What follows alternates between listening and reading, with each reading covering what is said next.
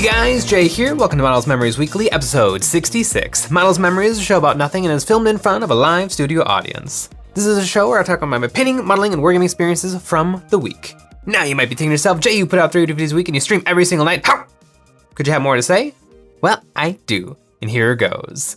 This is a really fun week because I got to buy a bunch of stuff, and Games Workshop has finally shown off the squats. Or at least another tiny little part of the squats. But more on that in a little bit. Do you find yourself daydreaming of simpler times? Do you find that your mom and you are not as close as you used to be? Is it weighing heavily on your soul, this once great connection now strained as you are searching for something, one activity, that you can do together and rebuild that connection? Well, look no further than Raid Shadow Legends. A truly AAA quality game right in your pocket, something you can dive into and play anytime. Now you can. Explore millions of champions through dungeons, PvP, arenas, or raids. What raids? Raid Shadow Legends. You can use champions like Cardiel, the Golden God, who can increase your whole team's critical rates and look good while doing it. Or Ursula, the Mourner, who can cripple enemy attacks while looking like a Harlequin. Raid Shadow Legends has tons of new stuff this month, a special event called the Path of Light and a set of skins for the amazing Trunda Gilt Mallet. And a special Deliana Chase event where new and old players can get their hands on this amazing Deliana, a new legendary champion for the High Elves. If you log in and play Raid for 7 days between now and July 20th, you'll get Deliana, one of the strongest support champions, for free. And new players can enter the code MyDeliana from May 23rd to July 20th to receive 50 XP brews as well as tons of silver. I opened one of my mystery shards and received this Normal Knight. She may be just a low-level preacher, she may be the weakest champion in my collection, but she's my fave. And sure, during my battles, she was defeated over and over and over and over and over again, but I don't care. I'm taking this bad mamma jamma all the way to the top, baby. But that's not all. The gifts for new players keep coming. Hit the link in the description below or scan the QR code and get a free champion Vergeist, 200,000 silver, 1 XP boost, 1 energy refill, and 1 ancient shard so you can summon an awesome champion as soon as you get in the game. You will find these rewards here in your inbox for the next 30 days only. A thanks to Raid Shadow Legends for sponsoring this video and allowing me to paint miniatures all day and, let's be honest, all night. And my mom says thanks too. Oh, the squats. Games Workshop's a huge project for this year, and it's going okay. I don't know. The squats that they've been showing off have not been super flim and my flams or Jimmy and my jams. When they first showed off the first squat, the one with the robot legs, I remember thinking that I don't know if I love it, but I really appreciate that they didn't go like classic beard steins, quilted tunics, and big bushy beards, like classic stereotypical dwarves. I thought it was kind of interesting to do something else with it. And they're doing something else with it, which is kind of fun. They're pulling in a lot of ideas from old Warhammer content, which is neat. But I don't know, the squats that they've shown off they're good. There's nothing particularly wrong with them, but I don't know, they don't really seem to have a lot going for them either. Let's take a look at these suckers. The mighty Hearthkin are the core of the Leagues of Votan's armies, and here they are. After many millennia of isolation, the Leagues of Votan are returning to the galactic stage, ready to dirty their hands, protect their holds, and defend their way of life. When we first announced the return of this ancient faction, we showed off a single Hearthkin warrior, well now here's the whole squad. And you know that they didn't prepare that one Hearthkin model way ahead of time. They're like, here, we got this one figured out, paint up this one while we get everything else figured out. They've had this whole set of 10 the entire time, and that's just part of their strategy, their sick strat for getting everybody hyped about the squats. The Leagues of Votan is to give us one and then wait like 4 months and then let us see the other 9 guys in the squad. And you know what? Weirdly, in classic Games Workshop fashion, I think they showed off the lamest one. We got a guy with a sword. We got a guy with some cool shades. If they had showed off the guy with the cool shades, I feel like the conversation about squats would be different right now. We've got the robot guy. We've got these kind of really interesting space helmets that are basically the same helmets that were on the Necromunda squats, which, I mean, that's also just mind-boggling that squats are coming to Necromunda and 40k, and they're different, sort of, That's also another just weird thing happening. But yeah, we've got these kind of cool football-shaped helmets with like a flip-down astronaut-style visor. We got a guy with a sniper rifle. Yeah, we got some ladies. Yeah, and I feel like all of these are kind of more interesting than just the normal guy with the gun. Nothing fancy on his backpack, nothing fancy on his gun. Also, weirdly, so the guy that they showed off, his feet look different. And it could just be how they're painted, but if you look at the guy right next to him, his feet look different. His feet, they look a little bit bigger. He has got 1, 2, 3, 4, 5 little painted toe sections, where the original guy only seems to have 4 painted toe sections. And our OG guy, his legs are painted to be robotic. And so presumably he's just the only one who happens to have robot feet. Also, presumably the robot has robot feet, but he's the only one who has like obviously robotic feet. And it's just bizarre because I remember thinking like, dude, are squats just gonna have robot feet? But no, he's just the only guy who has robot feet because, I don't know, he dropped something on his foot and he has robot feet now. It's just a little weird. I really do like these power swords, and one of them has a power like knife, but it's almost doesn't even look like a power sword. It's like a molten sword. And I really like, it's got kind of like this metal bar that goes all the way up, and then the glowing orange of the blade. It's a really cool look. And I really like that the other one has a knife that's kind of got the same design. It kind of reminds me a little bit of like a vibro weaponry from Star Wars. How like there's vibro knives and vibro stabs and vibro blades and vibro axes, and they all kind of are under the subgenre of vibro. And so maybe the squats have the molten weapons, and they'll have molten axes and molten hammers and molten swords and molten daggers. But yeah, these squats, they're all right. They're fine. There's nothing really wrong with them, but there's also nothing great about them. It also could totally be that Games Workshop decided to paint them exactly like the Genestealer cult, with white gray armor and bluish greenish cloth, which is a weird choice to just reuse a color scheme like that. These hardy cloned warriors form the core of the kin host, and unlike the Adeptus Astartes, they are not bred solely for war. These soldiers are citizens drawn from the populace of the hordes, regardless of gender, job, or social role. They're kin who have undergone rigorous martial training, yes, but they have also fulfilling lives outside of war. So they're the Eldar, because the Eldar are the same thing. Like all of their citizens are the warriors, and all of their warriors are the normal citizens. So that's kind of nice. I wonder. So I don't believe we've gotten any kind of tidbits of why the space dwarves are evil, because this is 40K, so they're gonna be evil in some capacity. I guess maybe like the enslavement of their robot helpers. Although like nobody ever gets mad at the Tau for having like robot minions. Although the Tau have robot minions that have like the intelligence of like puppies, whereas it seems like these robots are completely self-aware like people who are robots, kind of like R2-D2 and C-3PO from Star Trek. Yeah, these guys they're neat. It'll be interesting to see like how they work. What's their lore? What's their thing? What's their system? We got one interesting tidbit in not a very interesting article. There was an article showing off the guns of the squats. Lore of the Votan, ancient quasi-divine machine intellects make for decent gunsmiths, it turns out. They've got all the things you'd imagine. They got their own type of bolter, they got the bolt revolver, bolt shotgun, the Vulcanite disintegrator, which is the Vulcan gun, the Hyperlas auto rifle, which I think is my favorite. I think the Hyperphase auto rifle is just such a cool looking gun.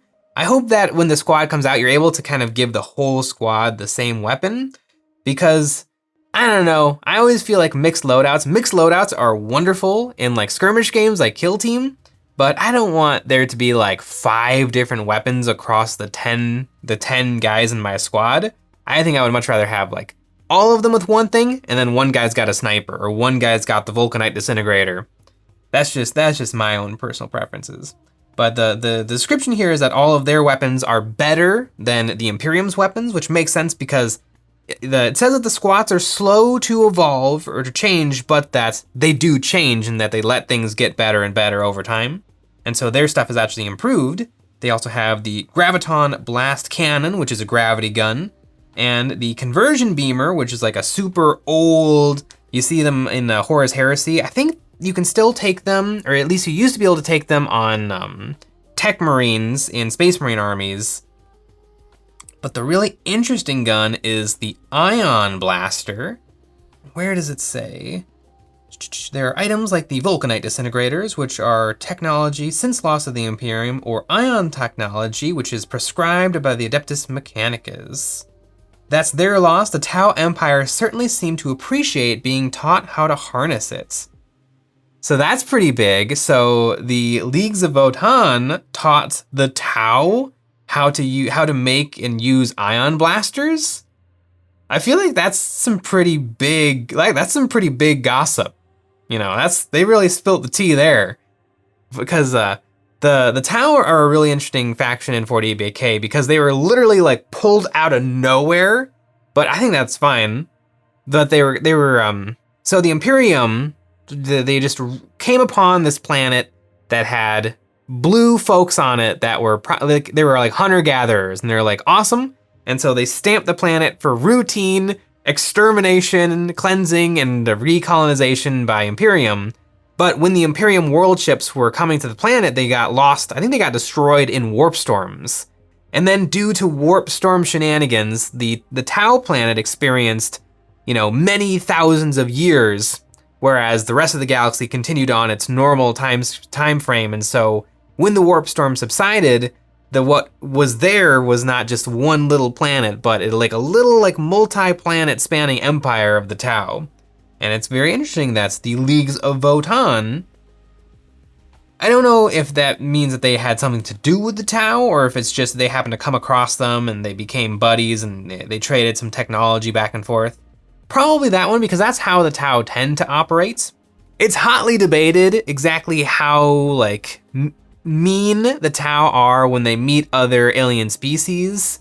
Like they do have other aliens, the Kroot, the Vespid, who they kind of work with and they work alongside, and they're trying to build an empire of like a multicultural empire, but it's sort of like the Tau Empire with friends. It's not like they bring everybody right into the fold.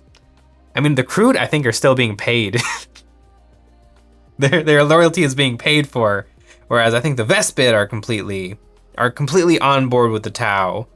Although there's some weird stuff with the Vespid too, where the Vespid, they need this crystal that powers their weapons and their wingsuits, and the Tau are the only ones who have this crystal. So, how, are they being nice in these situations or not? It's hard to say, but it is interesting that the Leagues of Votann have worked with the Tau in the past. And it'll be interesting to actually have a faction where maybe the Leagues of Votann and Tau can ally normally, because in 40k there are rules for ally, but usually it's pretty weird because orcs would never really ally with anything. Dark Eldar would never really ally with anything except for maybe the other Eldar. Tyranids would never ally with anything. There's a lot, and then the Imperium would ally with anybody within the Imperium, which just makes for overpowered soup. But it'd be interesting to have the Leagues of Votann be able to kind of glob on to ally with things that aren't usually able to ally. But yeah, very, very interesting little thing about the Tau. The Tau seem to really appreciate being taught how to harness ion blaster technology. Very cool. All right, so we got an ion blaster, plasma gun, and power sword. The las gun, another ion gun. The sniper gun that actually wasn't shown off in the other article, another ion gun. A bolt pistol, another ion gun, another ion gun, another ion gun. Okay, so it seems like ion gun is gonna be the standard weapon, and then other things are special weapons. Honestly, kind of what I see when I look at these 10 guys they've shown off is this is a kill team. This is not a normal 10 infantry guys. Because every single one of them has a little something unique going on, and I see the classic kill team archetypes. We've got the sniper. He probably will have a silent weapon. Do we have a spotter? I think I did see a spotter. Yep, we have a spotter. He's got this giant camera thingy on his shoulder. And he's even looking at a little map on his arm. So that's the spotter. We've got a couple of normal looking dudes. We've got obviously the sergeant with the plasma weapon and power sword. Do we have any other specials? Could this guy be a medic? He's looking at something on his arm. Oh no, he's probably the comm specialist because he's got the communications antenna and a little thingy to read on his arm. Then we've got a little special weapon with the robots. He'll probably have special rules. This guy might be a close combat specialist because he has a hammer tucked into his backpack. Oh, and then we have the fighter with the power dagger and the bolt revolver. So yeah, this looks way more to me like a kill team than it does like a normal box of 40k guys. It could be that the box is just very generous with accessories and you can really kind of make your guys look neat. But man, I could totally believe that either this will be released as a kill team in the future, maybe in like a doubles box. It'd be really cute if it was in a doubles box with the Tyranid, because previously the Space Dwarves left the 40k universe by being eaten by the Tyranid, so it'd be kind of adorable to have a squat versus Tyranid box be the first way that you can actually buy them for 40k. But yeah, that's gonna be my guess, my hypothesis that this is a kill team for sure. Yeah, kill team squats versus Tyranids. And you know what? While I'm guessing, and I'm gonna be wrong, I'm gonna say that the Tyranid half of the box is going to be 4 lictors. They're gonna redo the lictor kit, and you're gonna be able to get 4 of them, which was the old way you could bring lictors in Kill Team 2018. You could mix them into your squads, but a lot of people would just bring 4 lictors, which was kind of a really fun, really swingy kill team. It would sometimes play really well, and then sometimes you would just fail your saves and die, and it wasn't that much fun. That was kind of old kill team in a nutshell. But yeah, okay, now that I know that these squats are for kill team, I'm a little bit more jazzed on them. Each unit of Hearthkin number 10 to 20 strong and is led by an experienced Thine. These Dougherty squad leaders have the honor and responsibility of commanding their fellow kin and are able to arm themselves with a variety of hand-to-hand combat weapons, including brutal concussion gauntlets and vicious plasma axes. Oh, I should have looked down further on the page, there's more stuff.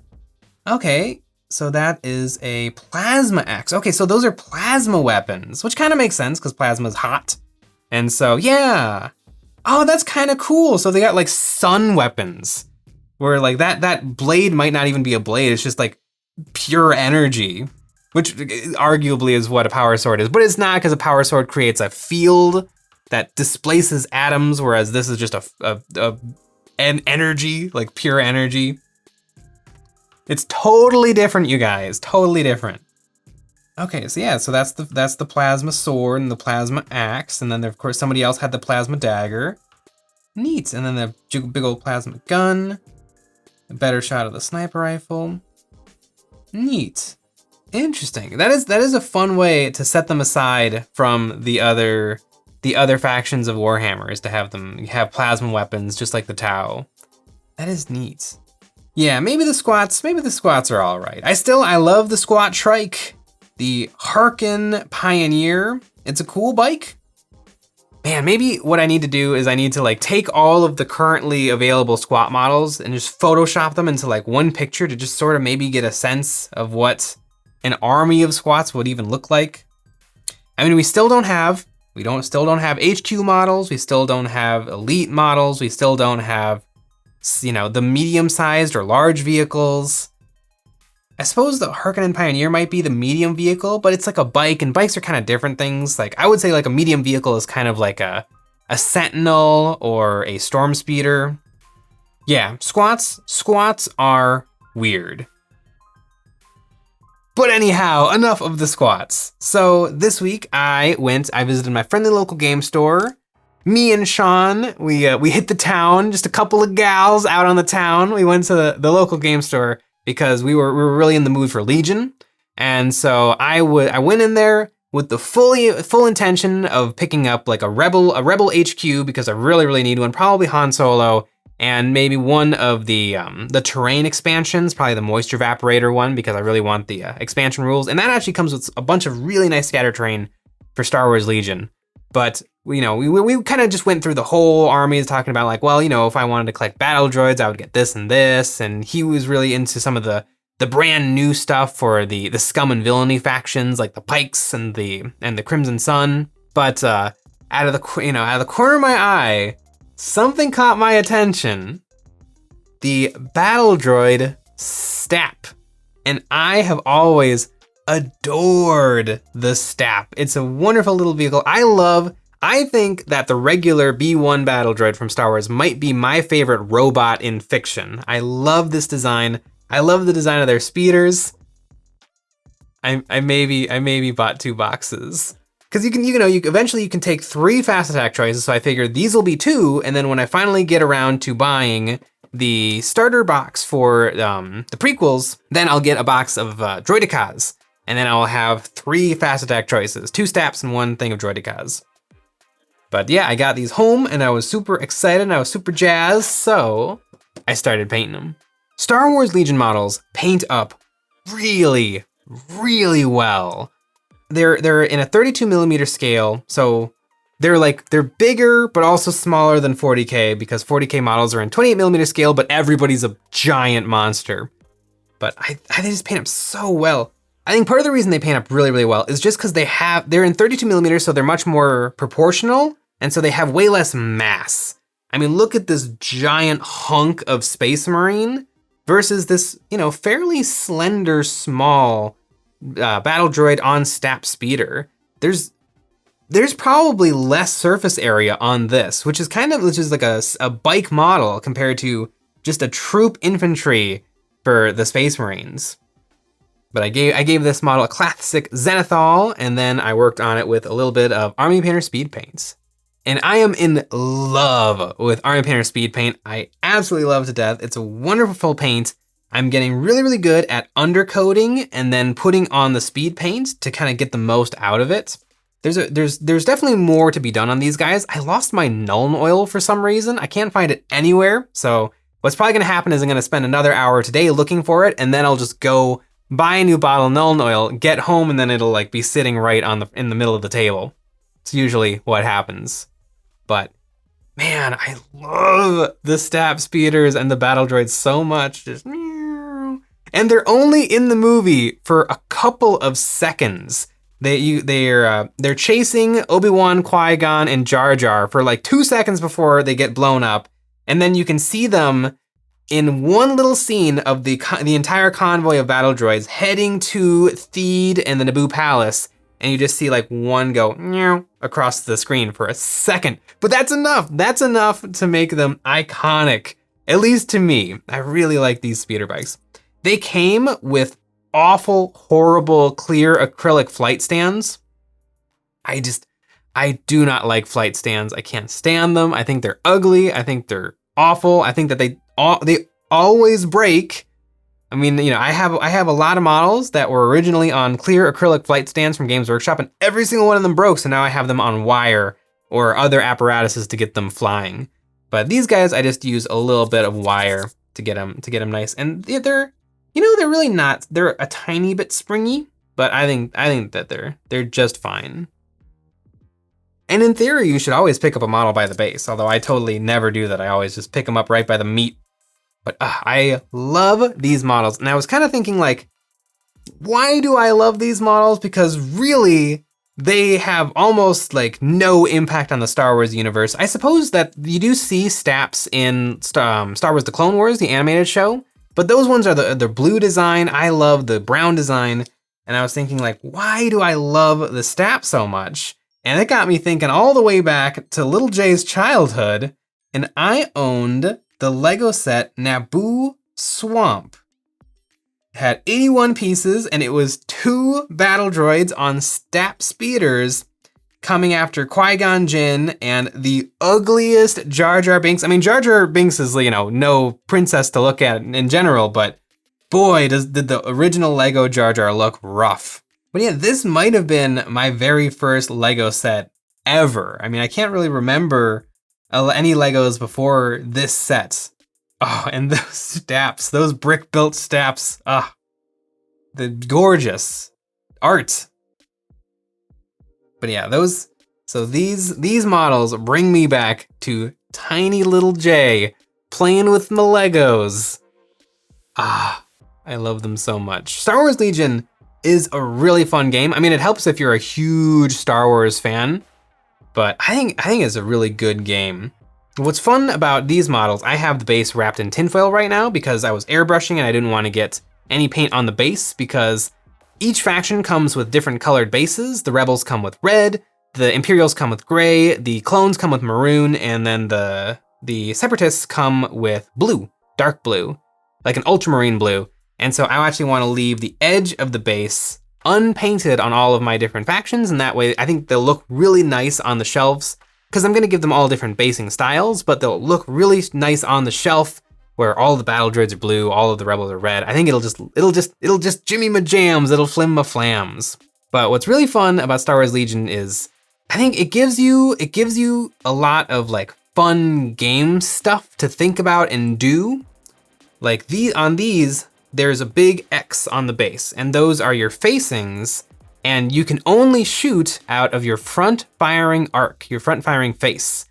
That's kind of why I wanted 2 squads of these guys, but while one squad is lined up perfectly to fire, another squad can be turning around because these guys have a minimum distance they must travel every turn.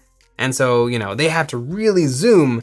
And so having 2 squads is gonna mean that I have a better chance of having one actively firing a turn, because I find Star Wars Legion is pretty killy, and I have definitely had turns, especially with my Rebel Alliance, where I don't do a lot of killing one turn, which is devastating because I lose things that turn, and then the next turn I have even a harder time catching up.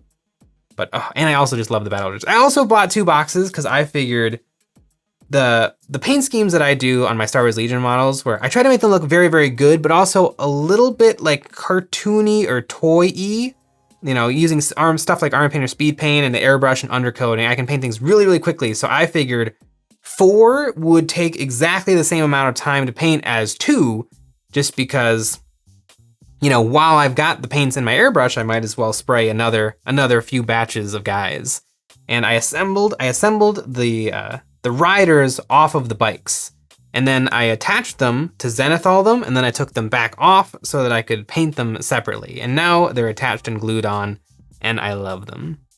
The battle droids, the Star Wars Legion battle droids, whatever styrene plastic they use, and often their models are made out of a softer PVC, which is not the world's greatest material. I prefer the styrene, but the styrene works very well for these battle droids.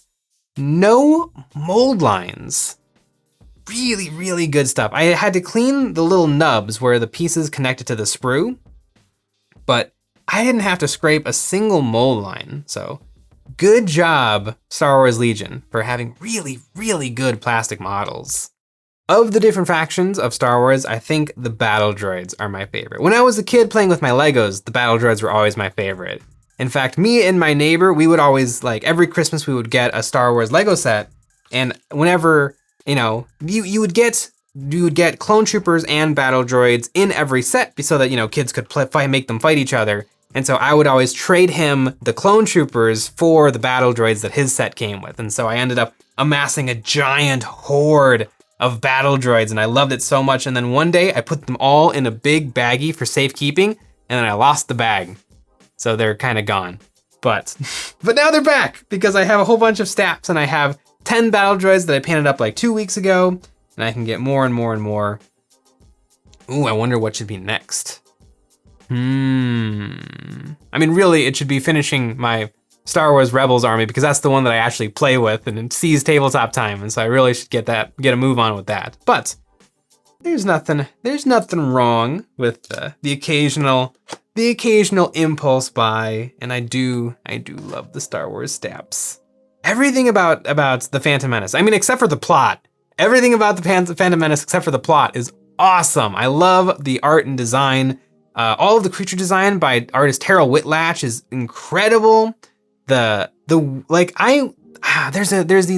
websites where you can like see the color palettes of movies, and they just take an average. Because the Phantom Menace, the Clone Wars, of the Star Wars prequels, you've got Phantom Menace, Attack of the Clones, Revenge of the Sith. Attack of the Clones and Revenge of the Sith look the same, but Phantom Menace looks different. Like There's like a clarity, there's not a sepia tint over everything.